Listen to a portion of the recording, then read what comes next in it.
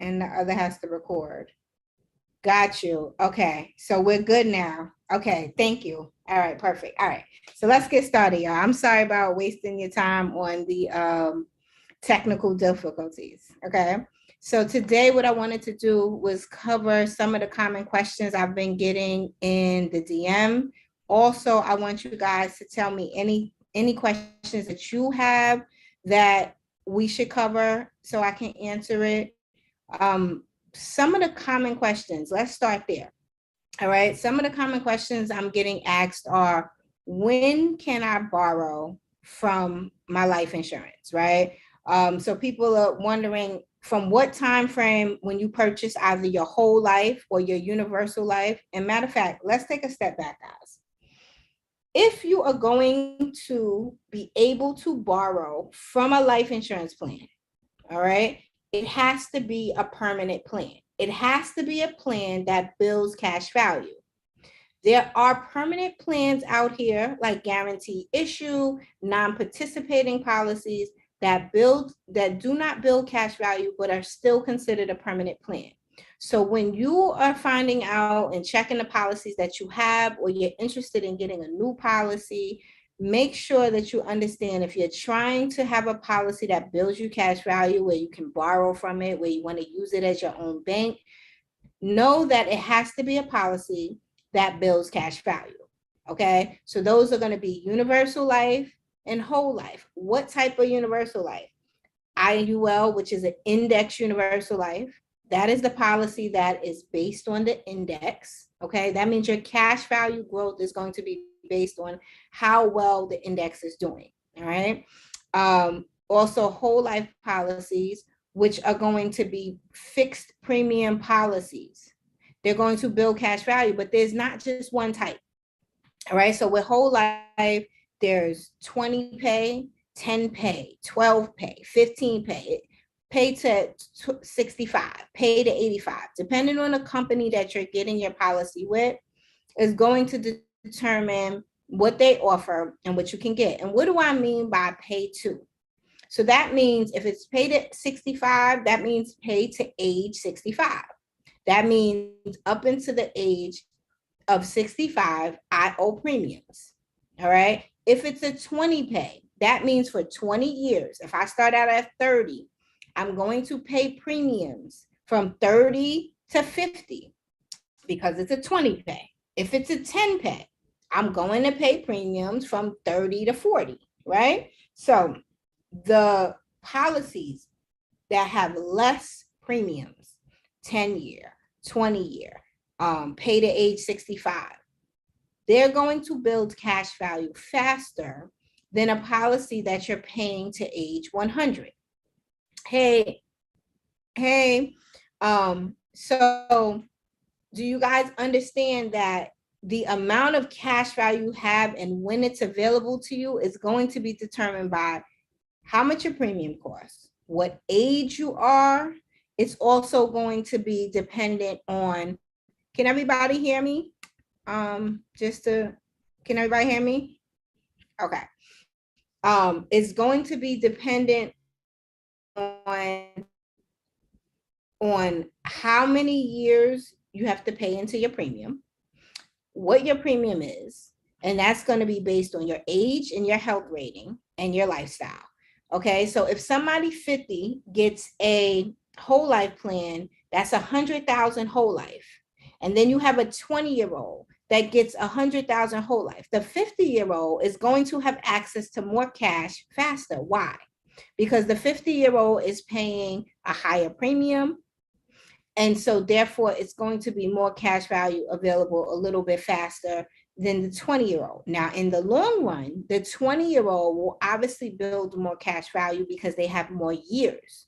So if we compare the fact of I'm 20 and at 85, how much money will I have? As opposed to I'm 50 and at 85, how much money will I have, right? Because the person who's gone from 50 to 85 has a shorter time frame than the 20-year-old to get to 85, okay?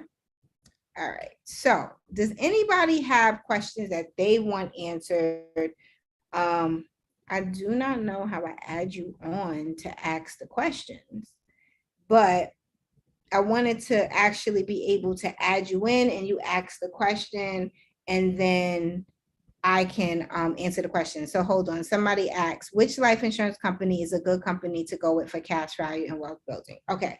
When we're determining companies, the life insurance companies are rated by uh, different ways. So like Standard and Poor's is one way.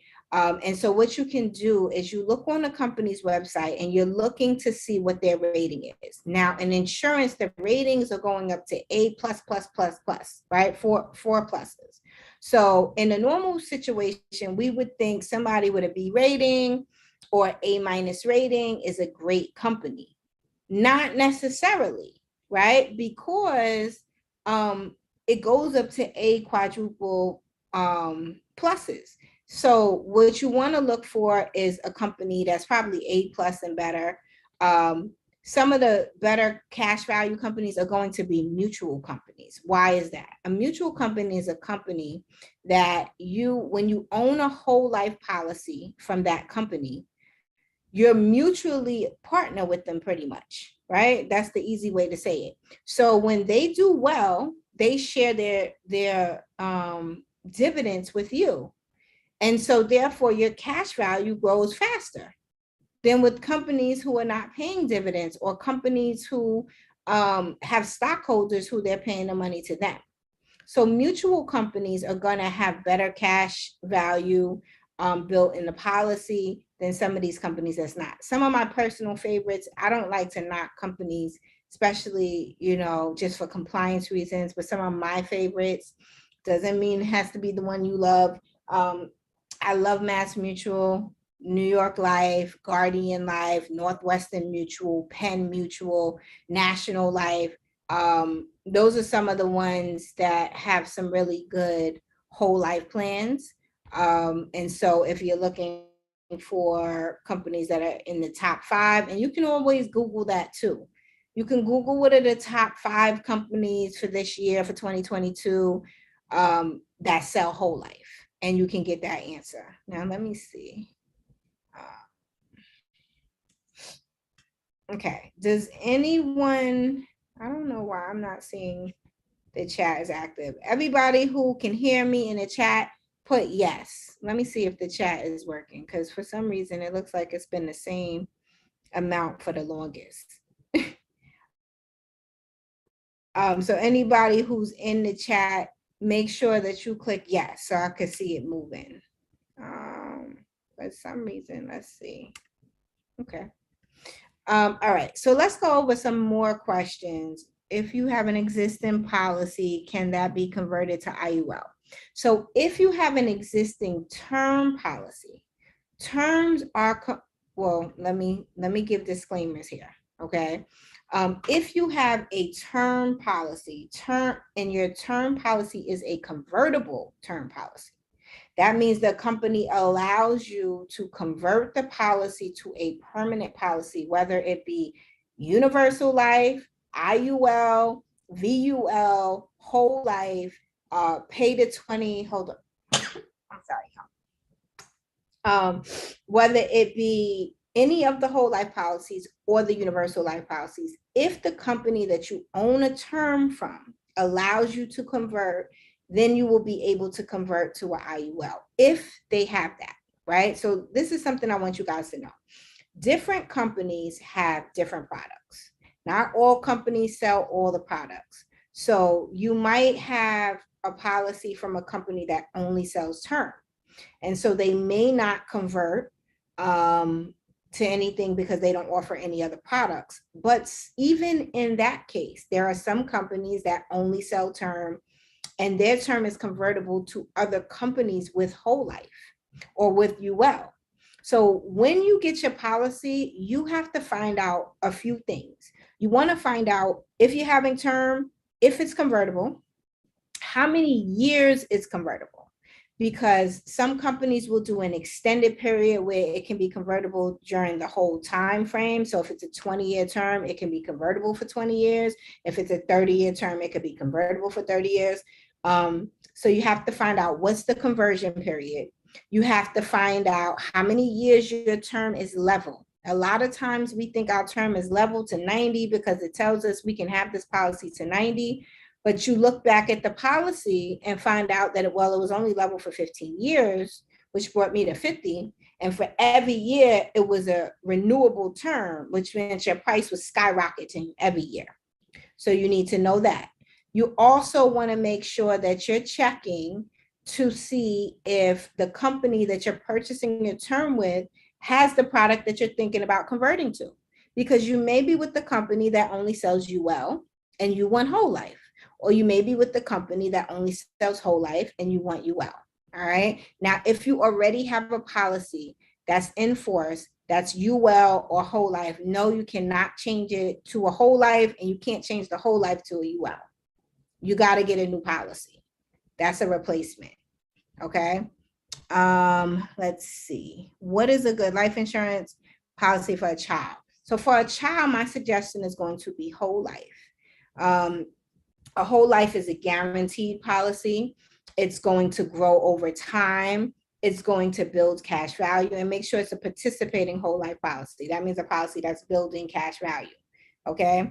And for kids, the dope thing about it is the policies are young. I mean, the policies are cheaper, and also they don't have to do a medical. They still do underwriting on the kids. It's just that they don't have to do an actual medical.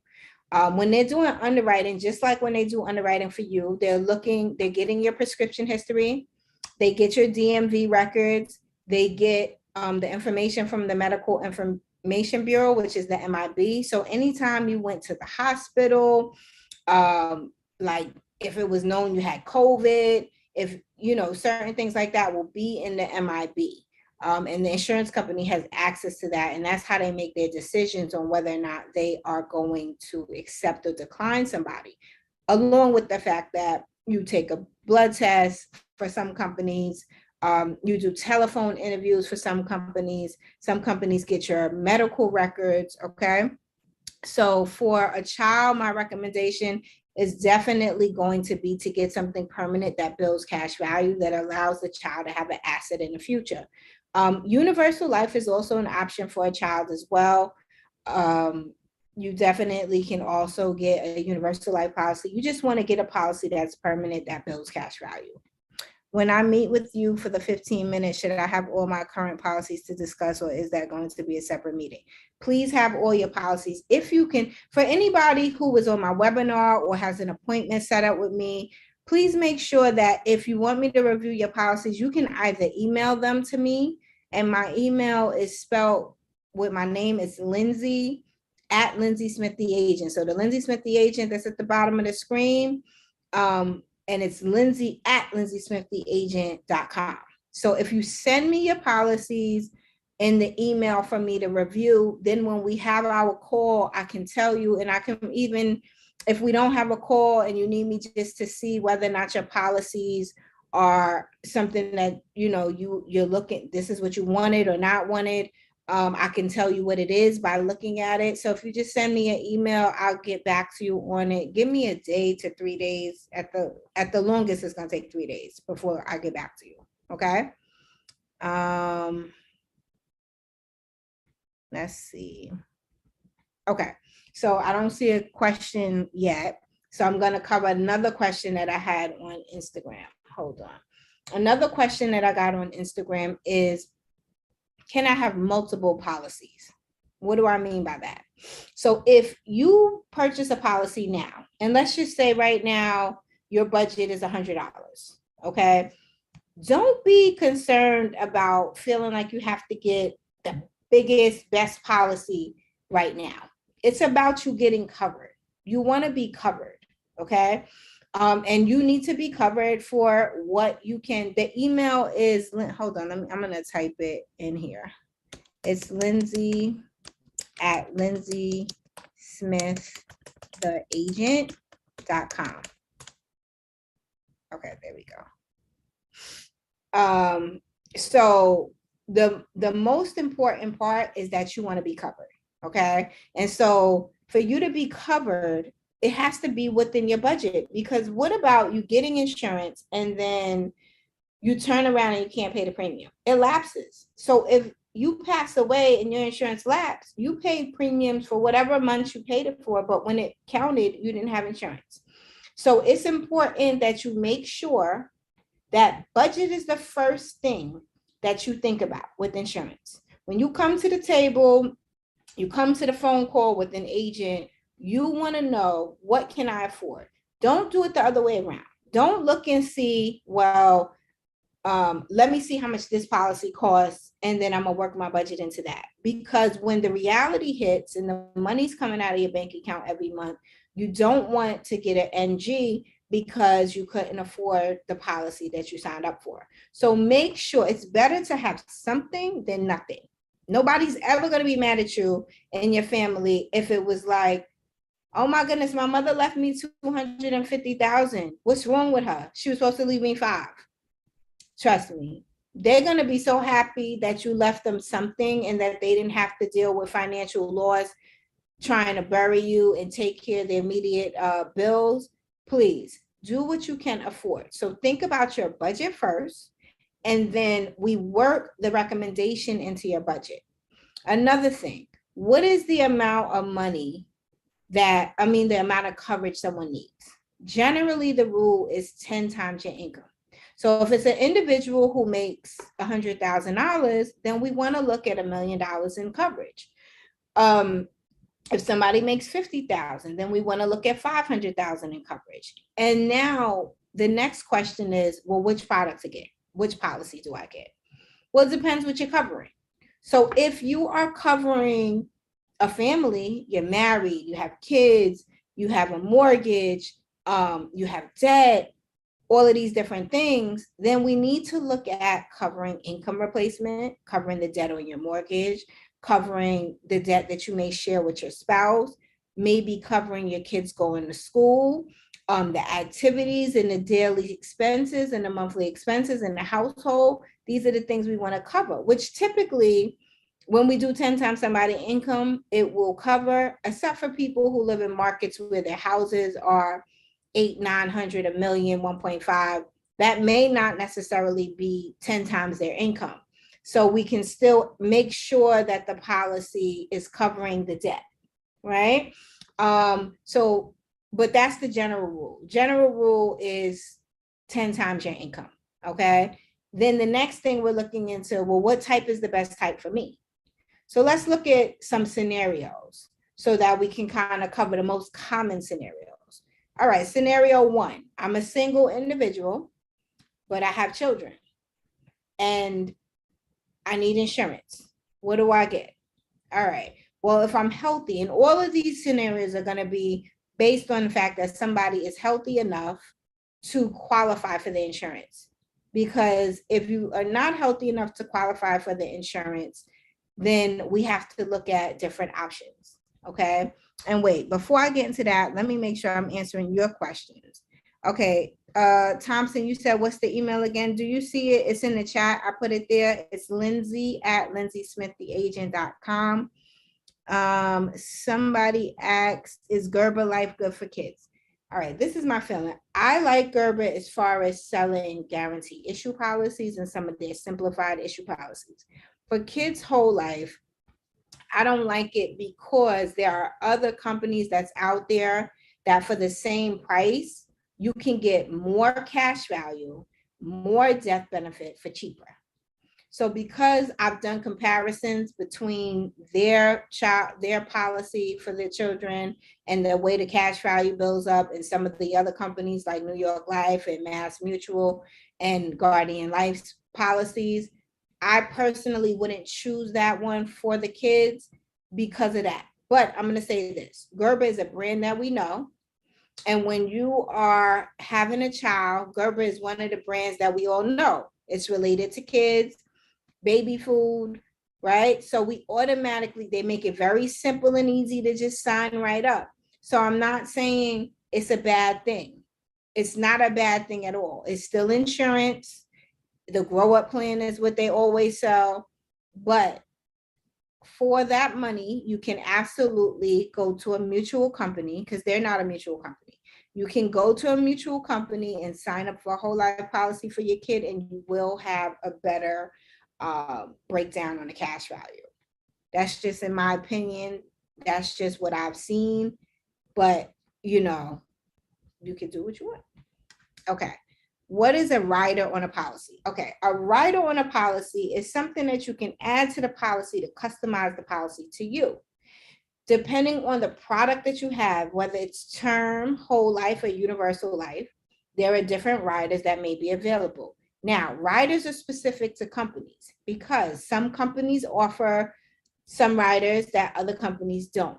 The general riders that most people offer, most companies offer, are disability waiver.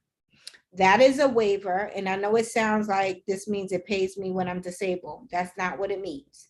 What it means is if I become disabled for 6 months or more, the insurance company, after you prove that you are disabled for 6 months or more through doctor records and all kinds of things that you got to go through paperwork wise, once you get approved, they will pay for your premiums. Typically, most companies for 2 years, they'll pay your premium. So what it is they're basically keeping you from, during your disability, they're keeping you from having the bill of the insurance. Now, if every time you come back to the 2-year mark, you're still disabled and you qualify again for the next 2 years, up into the age of 65, if it was a term policy you had, they will convert the entire term policy to a whole life policy. And you will reap the benefits of a whole life policy's cash value and build up.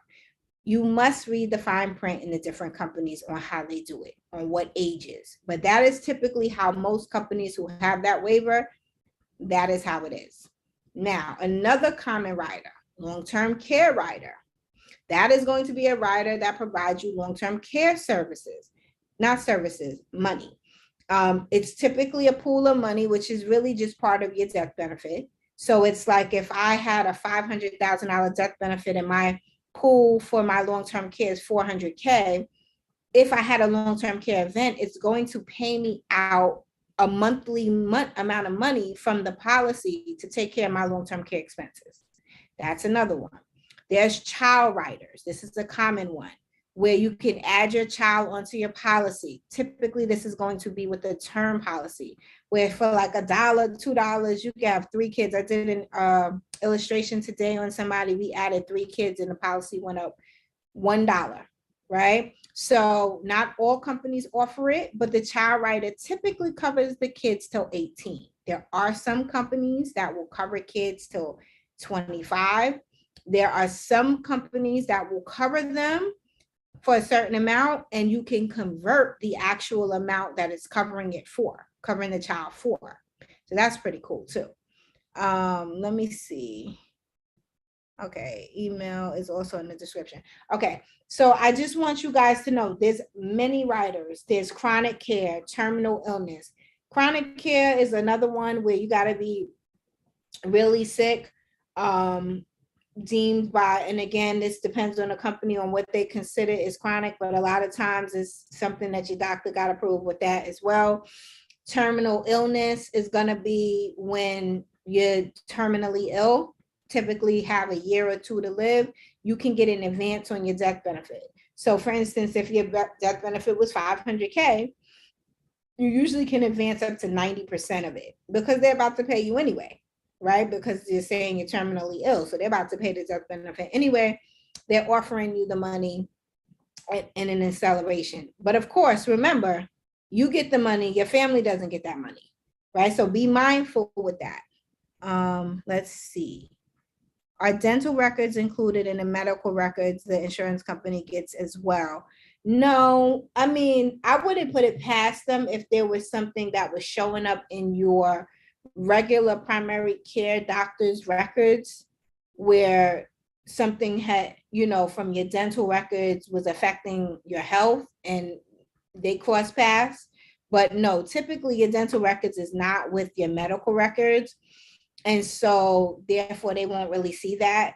But if you are getting medication, you know, from your, you know, from dental, it could be a possibility that they definitely might ask you, what is the medication for? And then if you say, it's something dental, but dental, a lot of times, it's not really a cause of life or death. So no, when they're doing medical exams, they're looking for your primary care physician.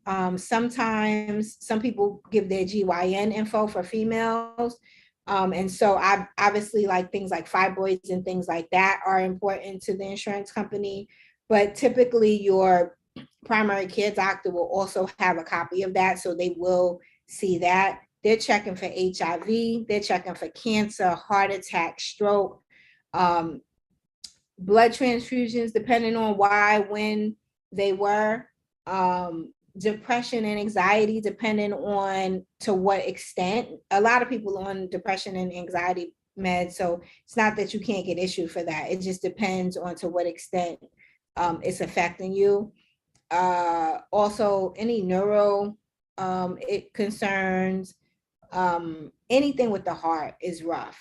Having a stent early on, or having heart failure, things like that, liver failure, any kidney failure, anything that is going to deteriorate your health, they definitely are going to take that into consideration, and you could possibly get declined from having it.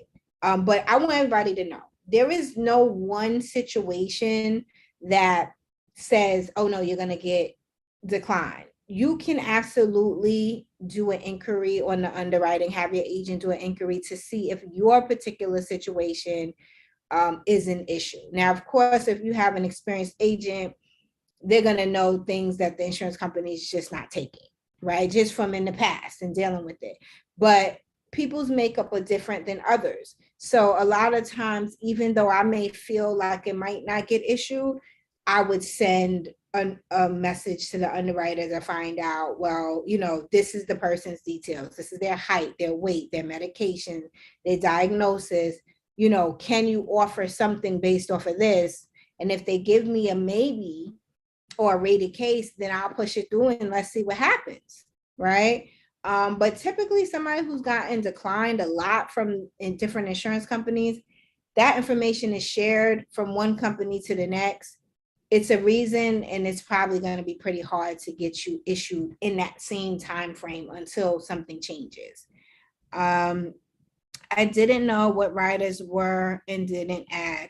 Feel like I missed out on adding it to my term policy. Well, how long ago did you get your term policy? Because you have a period of time where you're able to cancel, change your policy.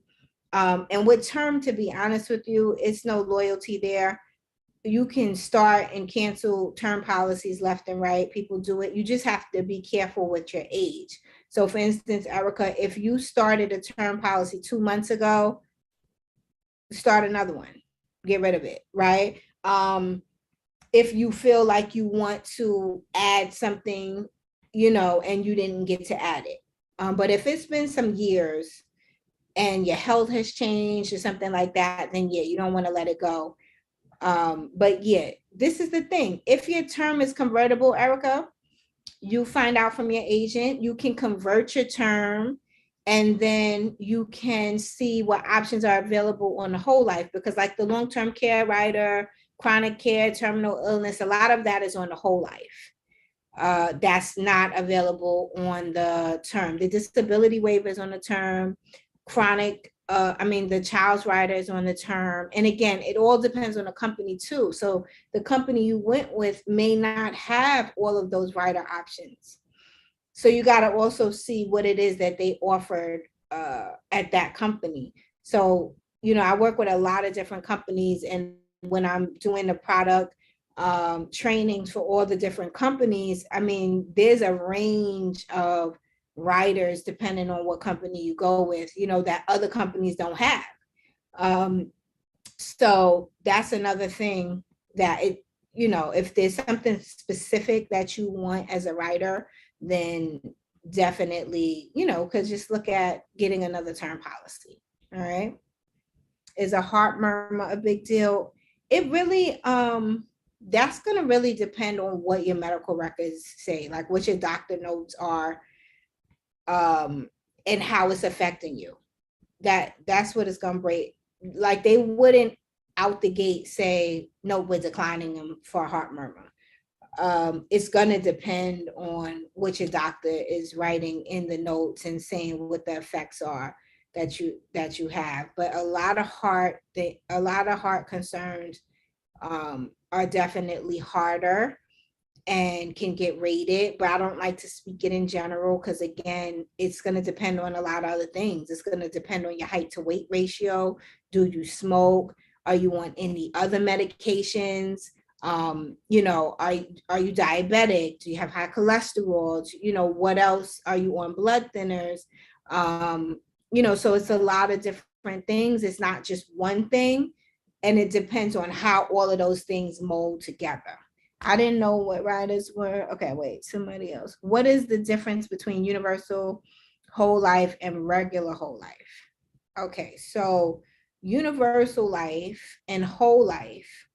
When you say regular whole life, do you just mean whole life that is participating with dividends and cash value as opposed to a whole life that's not? So let me tell you guys this. There are different types of whole lives. There is a guarantee issue whole life. And I want you guys to be very clear about guarantee issue. You know why I want you guys to be clear about that? Because guarantee issue whole life, I see a lot of people when they're quick to say, hey, you know, the insurance is a scam, this, that, and the third. They didn't pay out the money when my family member passed away. Listen, if your whole life policy is guarantee issue, you must live 24 to 36 months before they pay out. So that means if I buy a policy today and it's July of 2022, I need to live to July of 2024 before they pay the death benefit. This policy is tailored for people who do not qualify going through the regular medical, all right, going through underwriting. This is the only reason why you should be getting this type of policy, because it only pay, and it also pays out if you have an accident. So if in that 24 to 36 months you have an accident. Now, the reason why I'm telling you 24 to 36 months, why? Because some companies are 24 months, some are 36 months. Okay. And typically they'll give you your premiums back plus interest. You need to know what the interest is they're giving. I really love Gerber for this because Gerber has a 10% interest that they're paying. So I love Gerber for this, right? But there's some other companies that pay 5% interest and 2% interest and 2% interest 1 year and the next year, 5% interest, right? So when you're looking at guarantee issue, which may be for a parent or a grandparent who might not qualify for a medical or going through the underwriting process, then you could do guarantee issue. But no, it doesn't build cash value. It's a non-participating policy. Okay, so that's just so that you guys can understand. That's different than a whole life policy that builds cash value. That's different than a universal life policy that builds cash value. All right. A regular whole life policy that builds cash value can be a range of whole lives. There are whole lives called custom whole life, pay to age, which means pay to age 65, pay to age 85. There are pays like 20 pay for 20 years, 10 pay for 10 years. There are even policies where you pay one lump sum and you get a guaranteed death benefit and you don't pay anything else, okay? And you still have access, I believe, if you want to cancel the policy, you have access to the money that you originally put in. So if you put in $200,000 and they gave you a death benefit of $300,000 for putting up $200,000, if you needed your $200,000 back, you could just cancel the policy, okay? That's a single pay policy. There's also policies called survivorship. So let's say you got two parents who are well off and they don't need the money, but they want to transfer the money to their kids. So it's not about if the wife or the husband dies, what are they leaving each other? Their focus is on what we're leaving the kids. There's something called a survivorship policy which pays out after the second person dies. So that means if it was your mother and father on the policy and your mother dies first, the policy still doesn't pay out. When your dad dies, the policy will pay out to the beneficiaries. It's called a survivorship policy. And some people like to do it because it's cheaper than having a policy on mom and a policy on dad.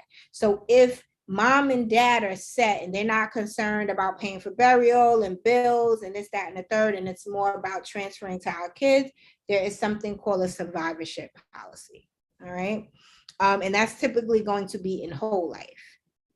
Matter of fact, there's some UL survivorship policies too.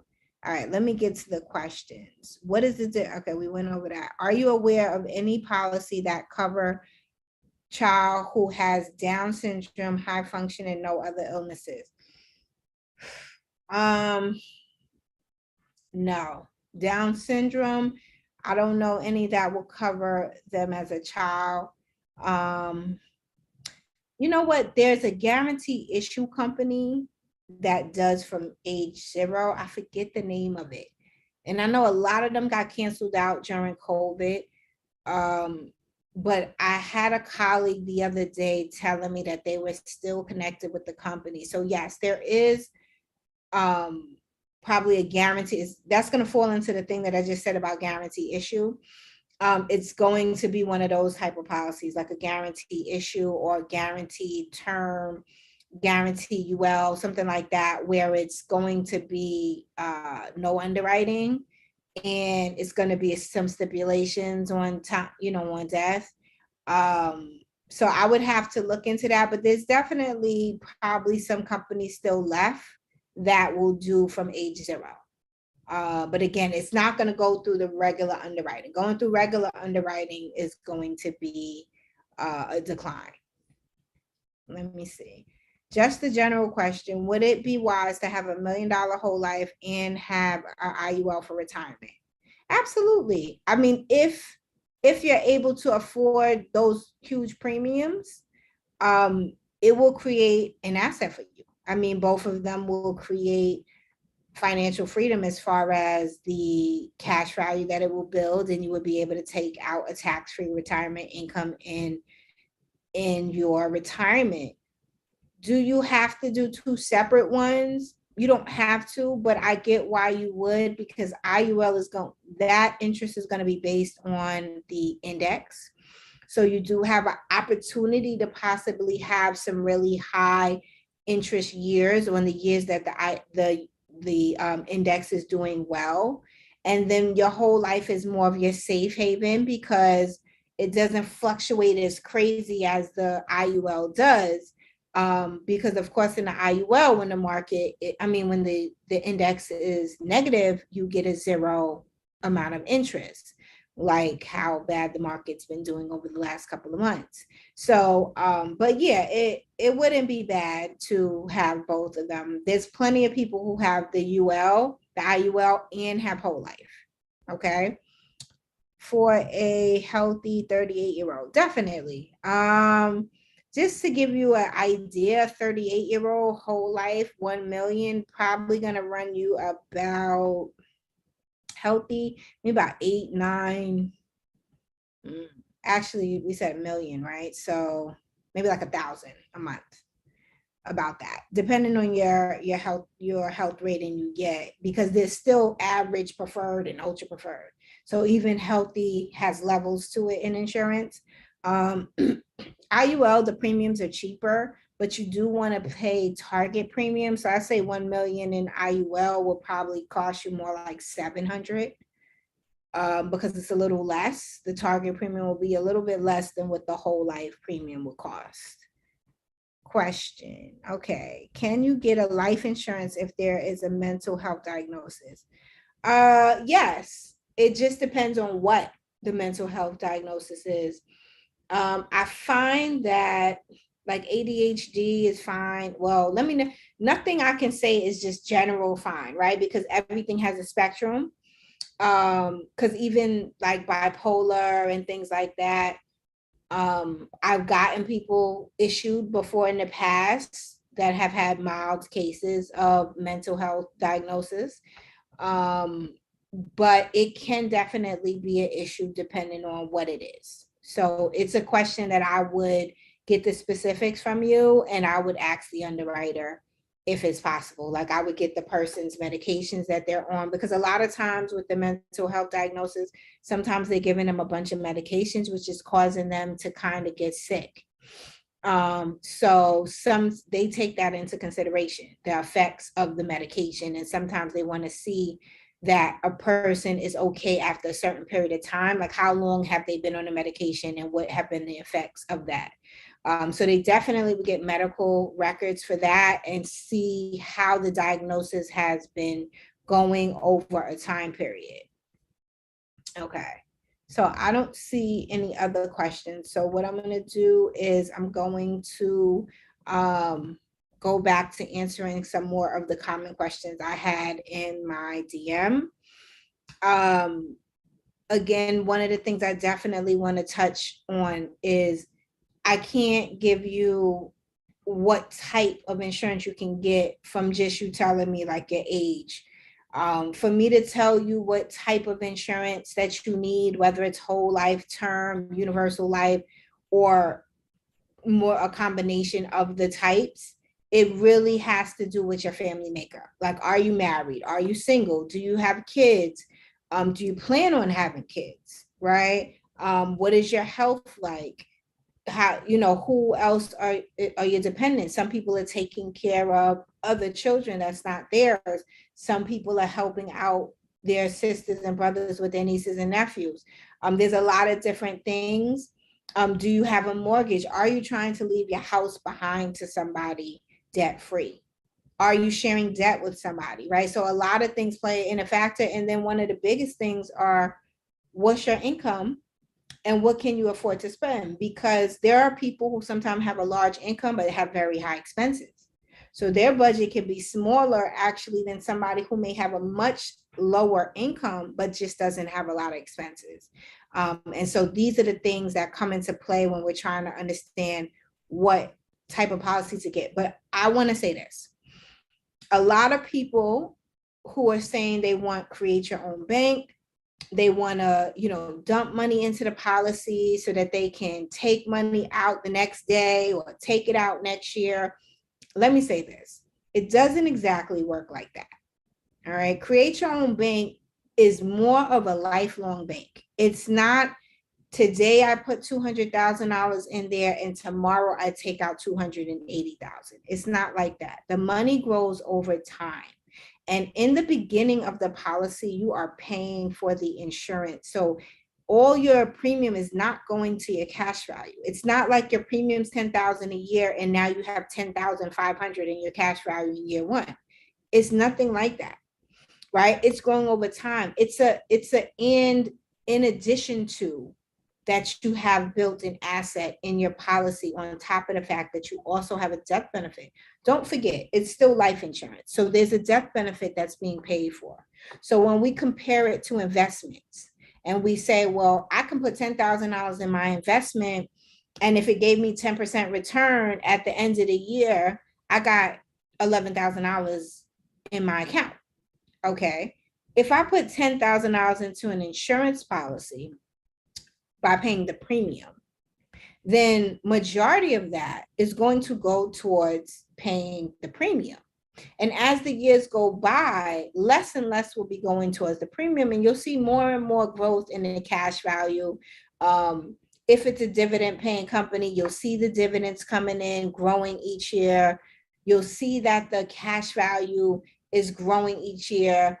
And then you'll see in the beginning 3 years how it takes some big jumps from year 1 to 2 and 2 to 3, 3 to 4, 4 to 5. You'll see some pretty big jumps in the cash value because year 1, it's a lot of fees it paid for. Remember, when you got your life insurance, they had you do a medical, they had people, sometimes you do a telephone interview, you're doing an online app, they may have done extra testing. They may have gotten your medical records. This costs the insurance company money.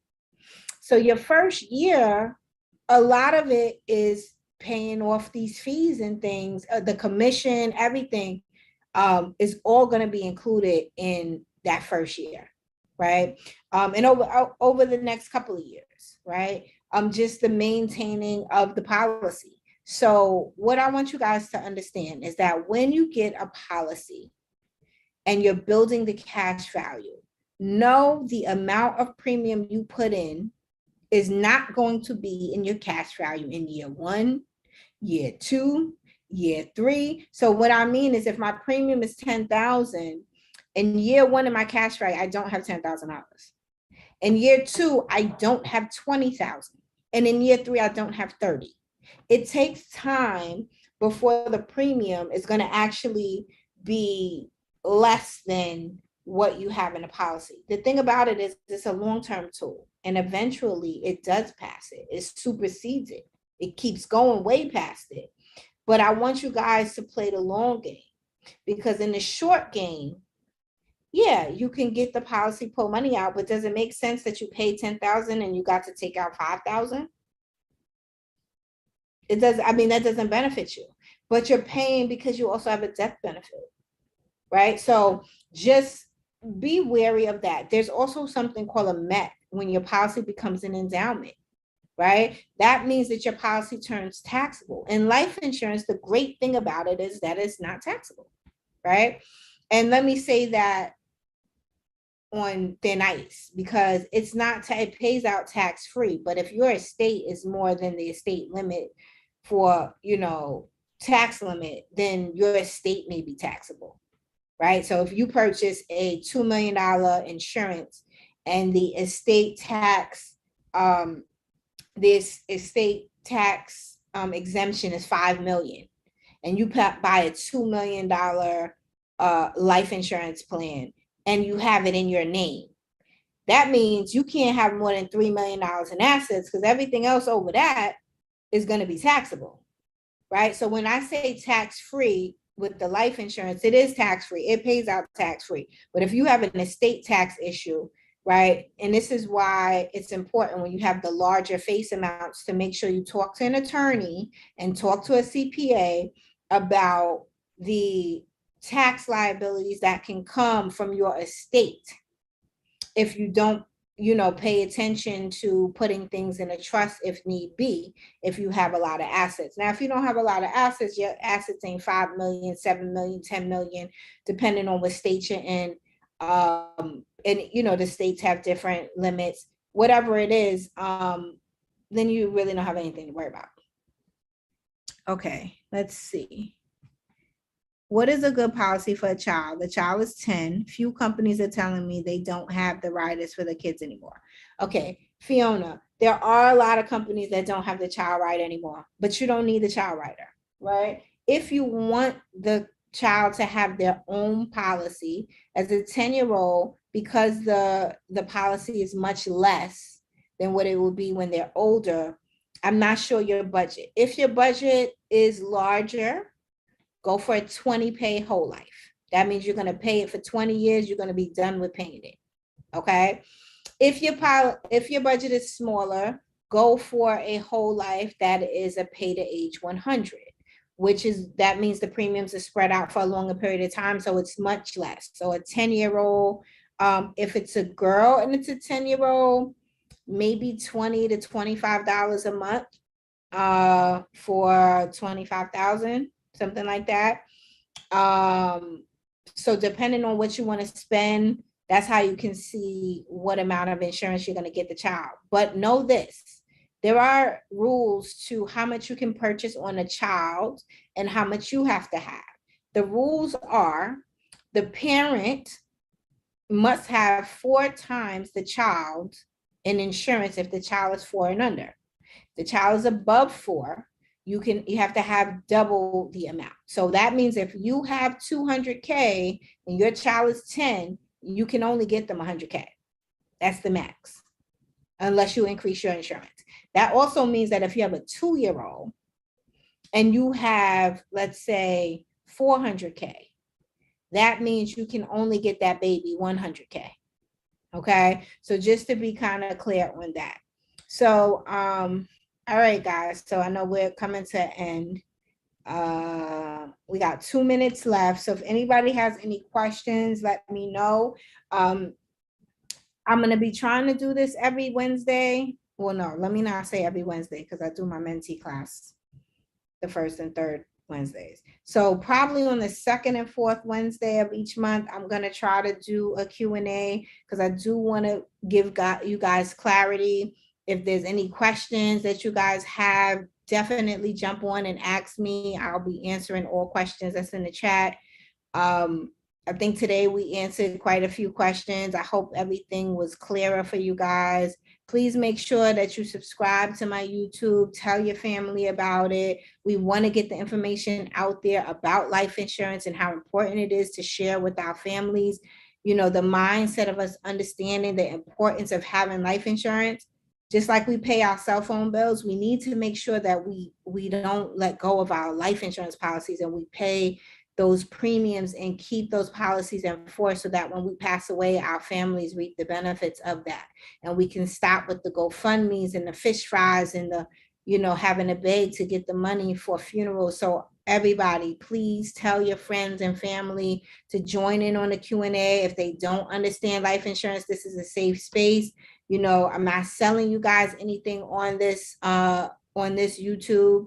So, you know, if there's any questions you have, you know, I may not be your agent. I may be your agent. Of course, you guys are free to set an appointment with me if you go to my Instagram, which is the same as the bottom, Lindsay Smith, the agent. You can always set up an appointment. I believe my calendar is booked all the way to almost September. So if anybody who's on this Q&A needs an appointment, please use that email, send your name, your state that you're in, your phone number, and if you're interested in getting life insurance, I will fit you in between my appointments. I have a list of people that I go through each day when I have a break and call people off the list because the calendar is only books out 60 days and I don't believe it has any space on there.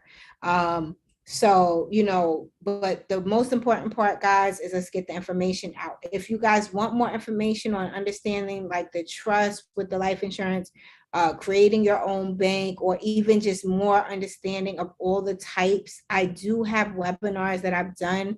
The replays are available to you guys. I think it's somewhere in the description.